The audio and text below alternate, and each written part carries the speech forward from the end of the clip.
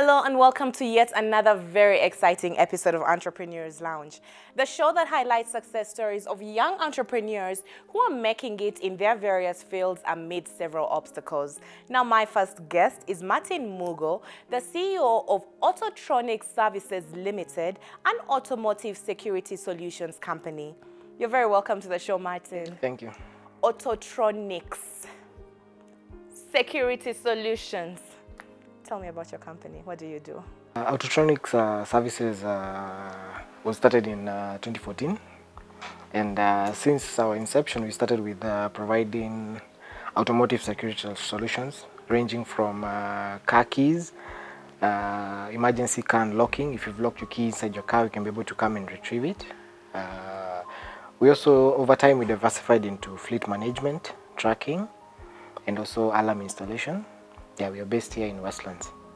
So out of all the businesses that are available under the face of the earth, Martin, out of all the businesses, we see a lot of people go into agriculture, we see a lot of people go into the digital space, we see a lot of people go into so many other fields. You chose to go into a field that we don't normally hear too much about. How did you come up with this decision to do this? Yeah, first of all, I'm very passionate about cars. So one day when I was at home, a technician came to our home in Buruburu, where I used to live with my parents. And then I saw him do some very complicated things. At that time, I saw them to being very complicated. So since I was jobless at home, I just went to YouTube online and did some research. And that's how Autotronics came into being. Yes. So away from you seeing someone do it, having a passion for cars, going on YouTube and teaching yourself, how did you commercialize it? How did you move from that point of just being passionate about it, teaching yourself how to do it, to actually making it into a full-blown business? Actually, you know, in Kenya there's a very big problem of unemployment. Right. As at that time, I was unemployed, and I needed something to do. And since I was passionate about cars and also electronics, it just came naturally. I'd say that. I'm very passionate about it, and that's how over time, it grew. And I don't know, it's something actually I can do for free, but since people are willing to pay, why not? So you talked about unemployment pushing you into this. So usually when people say they're unemployed, you assume they're struggling, they're looking for a job, they're trying to make money. My assumption is you might not even have had the startup capital you needed to start this business. My question is, at that point in time where you're sitting there, you don't know what to do, you don't have a job, this idea comes to you, what was some of the challenges you faced starting out doing this business? The first challenge was capital, and which is a very big challenge for all entrepreneurs. And the good thing, as at that time, I decided to start small because I had already started other businesses, and some of them failed since 2009. But then I decided to start small from. I borrowed some money from my dad, which was 15,000, and from then on, it grew from that. Perfect. So you talked about you had tried your hand out at entrepreneurship before this unsuccessfully. So a young person out there, someone out there who has an idea, they don't know what to do, they've tried, they've started out and haven't been too successful, and they're pretty much giving up. What would be the advice you'd give to such a person when it comes to doing business? Okay, first of all, the thing I'd advise young people is just go for it. And going for it does not mean you getting maybe a huge amount of capital and starting your dream. It just means starting, even if it's something small. Like me, I started with 15,000. Right now, you don't even know. Yes. I would like to know. I would like to know how someone started from 15,000. You don't even have to give me an exact figure, but you can give me a ballpark rate so we can understand the struggle and what it took for you to get here where you are. Yeah, with 15,000, I bought my first machine. and which was a very basic machine. And I used to go to clients and tell them the way I know how to do these things. I was just confident about myself.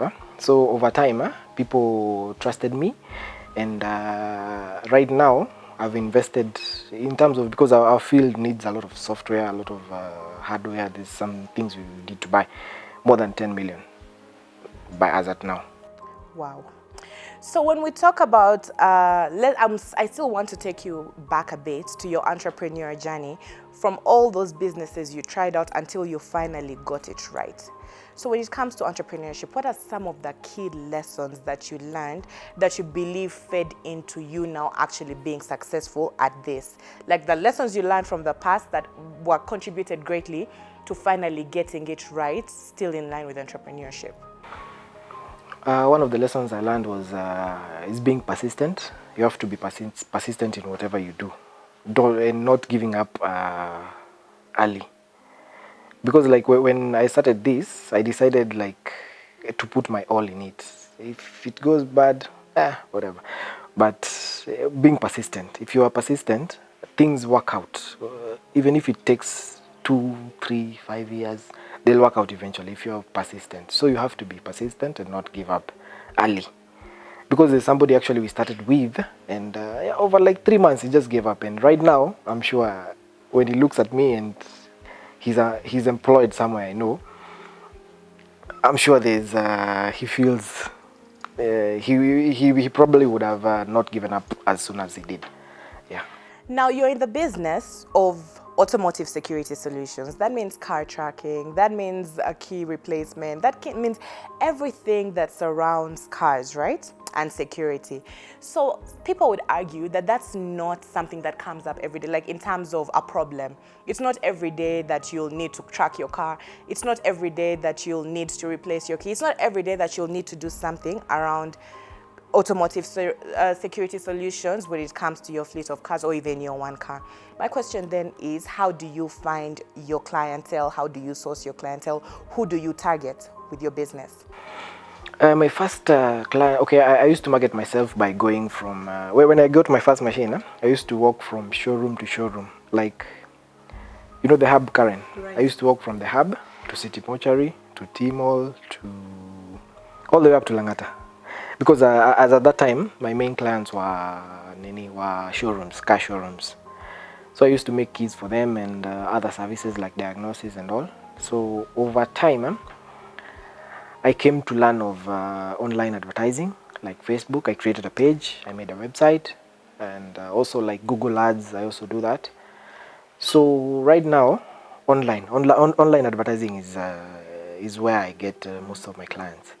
And from those clients that we serve, we also get referrals from the ones we have already served. And also, I'm a member of BNI, Business Network International, where we are a network of entrepreneurs where we give business to each other.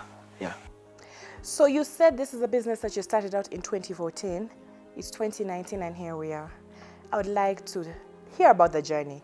Talk to me about your journey from when you started to where you are here today, and at what point did it make sense? At what point did it cement in your mind that, you know what, this is what I'm doing and I'm doing it for the long haul. This is going to be my money maker and I'm going to stick with this. From the very onset, I had a very big vision for electronics, and the dream I had then, I've not yet fulfilled it, but I'm on the way. So starting out with 15,000, it was a challenge because I was competing with people who had most of the machines. Like the guy who trained me is in Mombasa. Like he used to give me tips over the phone and all.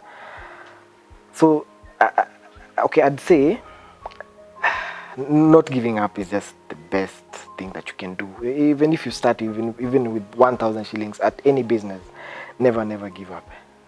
Yes. So you said you're just well on your way to achieving your dream. You're not yet there, but you're halfway there. What's the plan to achieving your dream? What's the vision? In 5 years from now, where do you want to see Autotronics? In 2 years from now, how do you plan on or intend on getting to where you want to get? My vision is to be the #1 automotive security solutions in the field that I am in, like fleet management, tracking. So on that, I'd like to monitor most of the cars in Kenya to prevent theft to offer solutions that the thieves cannot be able to tamper with. So I'd like to protect most of the cars in Kenya, and on the key part, I'd like to have various stores around Kenya, East Africa. At the moment, we are in Uganda and also here, but I'd like to have small shops spread within East Africa that offer that network to provide the client a solution. Yes. So you said your dad played a very key role in terms of hand-holding you at the beginning of your venture, in that he contributed to, you starting up whatever you had to start up. My question is, when it comes to mentorship and entrepreneurship, how important is it to have a mentor, or is it something that you don't even need, like you can do away with them? In your own opinion, in your own experience, how vital is a mentor when trying to start up a business or even running a business? Okay, on my part, I'd say, okay, a mentor is not really necessary. It's the drive that you have in yourself. Because as much as you can have a mentor, it's how much you want whatever you want, how much you want your dream. That's what will drive. Yeah, it's about you. So on my part, I'd say, okay, I never had really a mentor. I just woke up and did it by myself. But I had a lot of support from my parents, and I really appreciate it. And I'm sure they're very proud of me right now. I'm sure they are. Yeah. Martin, one final thing. If you were to sit down with an entrepreneur on that couch right there next to you, and they're looking up to you, they just want to pick your mind on how you made it, they're really looking for advice on how to make it in this tough business field, what would you tell them? 1, 2, 3. Just as a You've emphasized persistence, don't give up, believe in yourself. But away from that, in terms of like business ethic, in terms of just getting it right, what advice would you give to a budding entrepreneur out there? They should start small.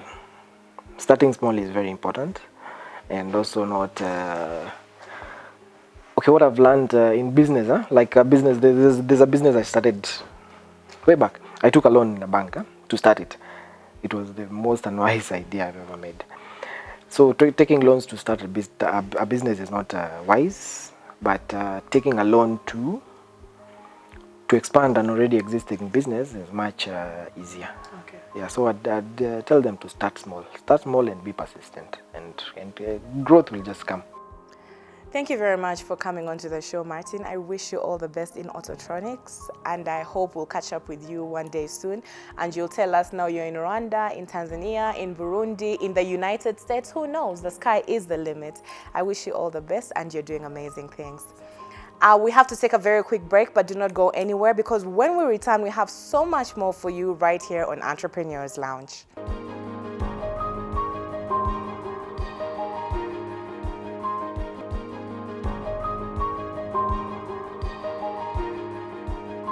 Welcome back to Entrepreneurs Lounge. Now, my next guest is Brighton Okut, although many of you might know him as Taylor 001. He's an award-winning fashion designer and also CEO and founder of City Official Clothing. You're very welcome to the show, Brighton. Pleasure. Or should I call you Taylor 001? What do you prefer? I prefer Taylor 001. Welcome to the show, Taylor 001. Pleasure. So, award-winning, award nominee. You have so much going on in this fashion space, but I would like us to start by talking about City Official Clothing. What's that about? City Official Clothing is a fashion label, or rather fashion house, that has been in the business for I think 5 years now. We are more into making bespoke pieces. Most people don't really know that we're not just about suits. We are more about everything a lady or a man can wear.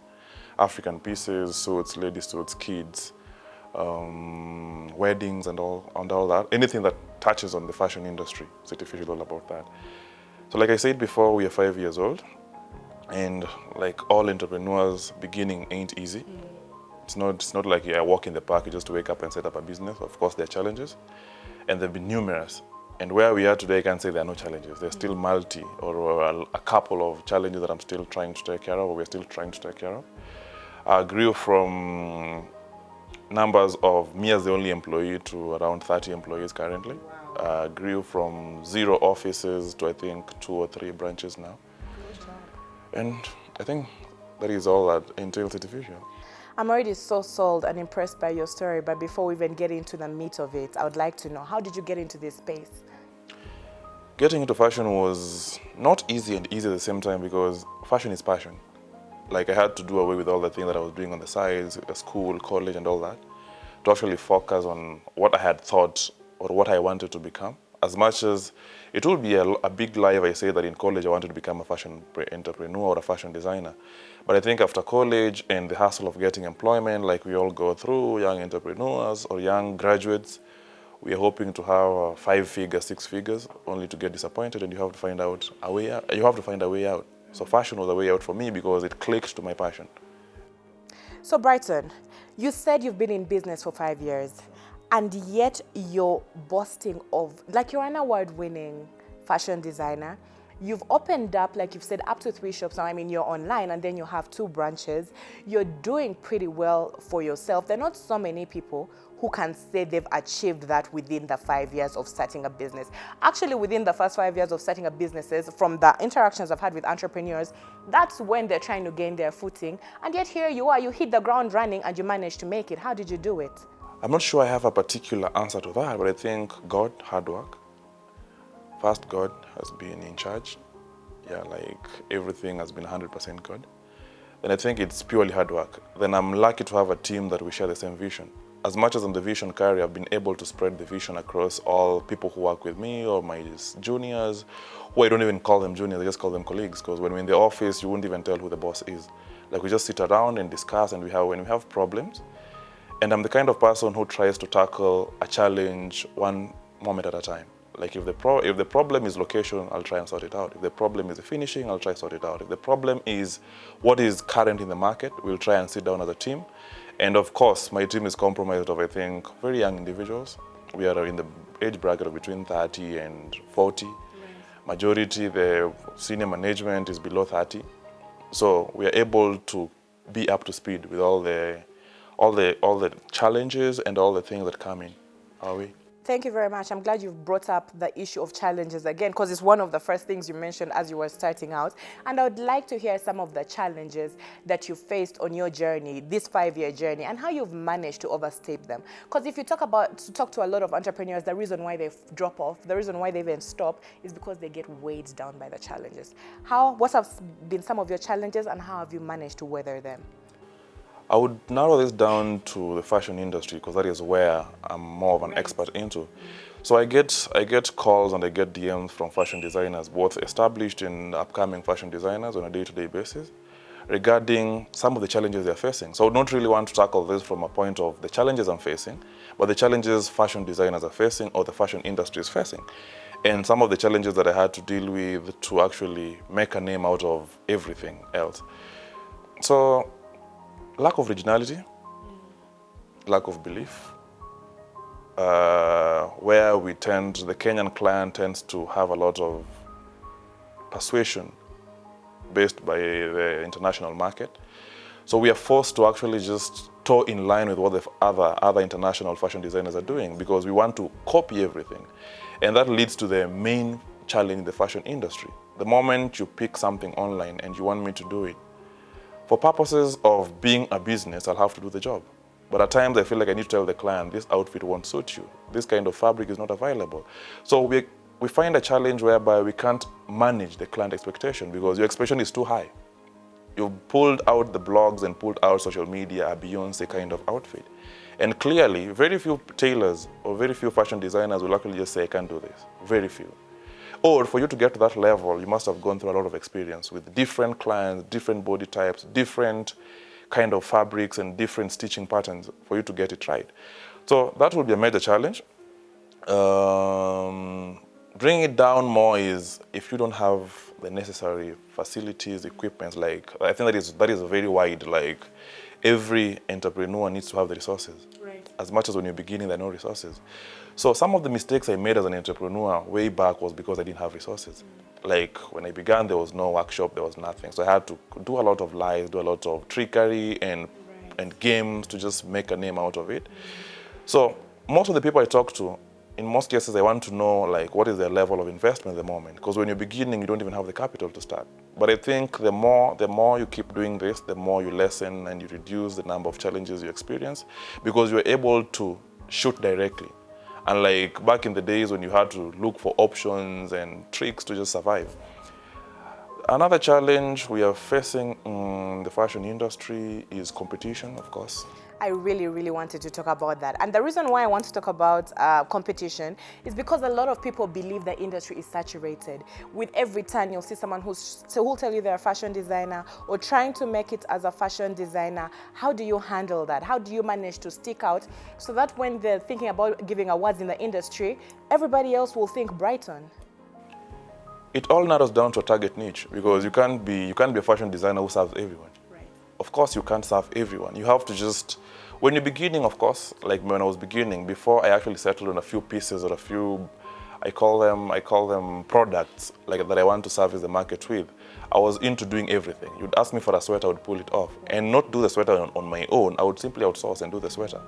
You ask me for shoes, I would outsource and get you a pair of Ankara shoes. You wouldn't say no I wouldn't say no to anything because I am still building a name. But the more you keep doing this, the more you also want to move away from trouble. So if my fundis or if my team can pull off suits better off than dresses, I would rather do the dresses. If serving male clients is going to be easy than female clients for my own reasons of whatever reasons you have, then you'd rather just stick to it. The problem is you want to copy what the other person is doing. For instance, I see it's taken me years to do lady suits. That would be, most people don't really know it because it's taken me years of trials and failure and bad feedback, and at times I felt like shutting down social media because you know how handling ladies, especially in clothing, how you get emotional and all that kind of stuff. So it took me years. So when I see designers pop every single day that will make lady suits, I clap, but I'm like, let me see how long this is going to take. On a very positive end, I wish you pull through.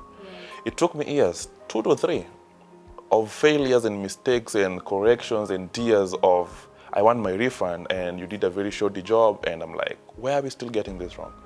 So competition in the fashion industry, I think from my point would be, when I talk about competition is we are racing against ready-made products. We are racing against imports. So while I would want to charge something maybe for 4K, and I'm still going to take 2 weeks to produce. Ready-made is offering at a cheaper rate, and you can get it ASAP. So comparing the two, like for instance, the suits business, someone would rather go to Italy and get a suit for 2.5, while coming to me would cost you around 15 to 20,000, and it would still take a 2-week time period to get a very good job done.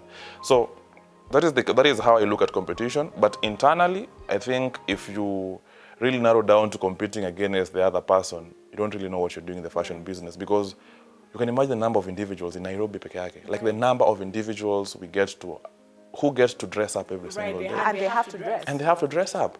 So you can't say that, oh, the competition is too stiff. The last time I spoke to someone was like, there are very many designers, what do I do? I was like, we all have our cut. Right. It's a very big cake and we can all split it up. And let the minor things be the difference. Delivery timelines, the kind of customer service, how professional your business is set up, and all that kind of stuff. So Brighton, you most recently opened up premises, your second physical premises for your store. You had one and then you had your online presence. A lot of people, when they go into business, immediately they want to have an online presence, open up a branch in Kilelesha, open up a branch in town, have one on Thika. They want to do it all in one go. And yet here you are 5 years later. This is when you've made the decision to diversify. How did you arrive at this decision, and what advice would you give to people who want to do it all in one go? I have had interaction with people who think business is all about finances. Right. Hi, I've seen your work. Can we buy in? The answer is no. Because my business is not just about finances.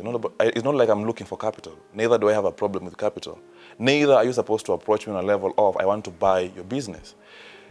It requires time. I think I have built my business around my time and not money or anything. It involves being there physically every single day. It involves putting in the work. It involves getting my hands dirty every single day. Maybe after this interview, you never know, I'm taking off the suit because I need to get down there and make things work. So it's absurd when someone says that you only need like an M to begin a business. Trust you me, you won't survive. You won't survive, especially when it's service related. Assuming you want to open up a cafeteria or even a food joint today, You simply can't go into town, CBD, find a very good premise and set up. You need very many factors of production, and you being the main factor of production to convince even your friend before even you can have clients coming your way. So capital and starting up, of course they're related for some kind of businesses, but for service, I believe it's all about starting small. Every time someone comes and says, like, I want to begin this business, do I go and import? Do I go to Kampala and Dubai? And I'm like, okay, if you're setting up on hardware, do it. But if it's service, where you have to be there in person, you have to manage people with different ambitions and goals and backgrounds, you have to start small. You could have that million, save it. Use 10,000, use 5,000. Every single time you're making strides. And I think my secret is I fill gaps as they come by. Like I said before, if the problem is you feel like our office space is too small, I will work hard to enlarge the space. If you feel like the quality is too poor, we have to address it. If you feel like the fabric quality is not durable, I will have to speak to the suppliers. I'll have to change suppliers. So it's all about tackling a given problem as it comes. Brighton, one final thing. So you've won awards, you've been nominated for awards, you've opened up your second premise. 5 years, you're doing amazing. Someone would say, like, you've made it. My question is, what's the goal then? What's next for City Official Clothing? Where do you want to go as a fashion designer? Where do you want to take your clothing line? What the goal is, for instance, when you walk into a supermarket, you're shopping for a TV screen, for instance. You recently moved out and you're looking for a screen. Normally we look at the size. Right. Normally we look at the cost. Right. Then above all these things, we look at the brand. 100%. So there's all these brand labels on a shelf. How do you end up picking Sony and not the other type, TLC and the rest? How do you end up picking Samsung and the rest? So just to answer your question, probably I'm at TLC. My objective is to move to Sony. Like you walk into a store and you don't even have time to look at TLC. You're like, where is Sony? Exactly. That's beautiful. I wish you all the best. You're doing really, really well. And the reason I'm so impressed is because we've met so many fashion designers. But like you have your head grounded, you know what you're in it for. You dropped everything, including school. People would argue that you need school to make this happen, but you didn't. So I wish you all the best. And I hope to catch up with you in future to just tell me how it's going with being the Sony in the market. All the best, Brighton. Well, we have so much more coming for you right here on Entrepreneurs Lounge, including our quickfire round. So don't go anywhere because we'll be right back.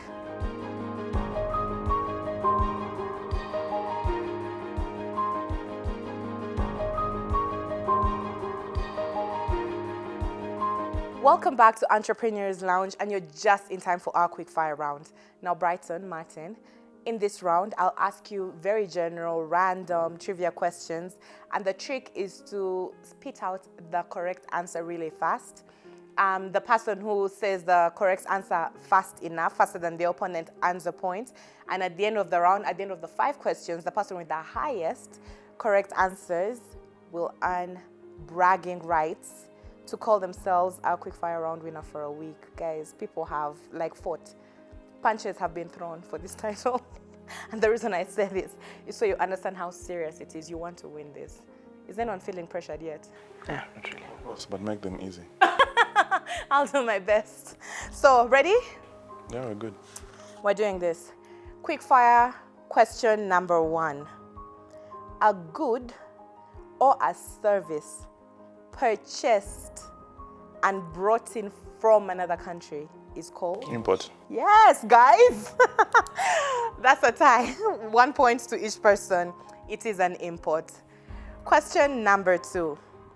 A belief that products should be free to move from one country to another without barriers or obstacles is called? Duty free or something. Almost, close. The belief. Export.